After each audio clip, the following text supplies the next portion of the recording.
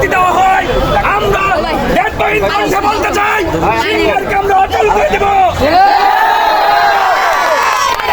সিঙ্গারকে শান্ত রাখতে চান, এই ধর্ষকদের অতিলম্বে আইনের আওতায় এনে শাস্তি দিয়ে সর্বোচ্চ শাস্তি ফাঁসির দাবি করছি আমরা, এবং তাদের ফাঁসি নিশ্চিত করতে হবে।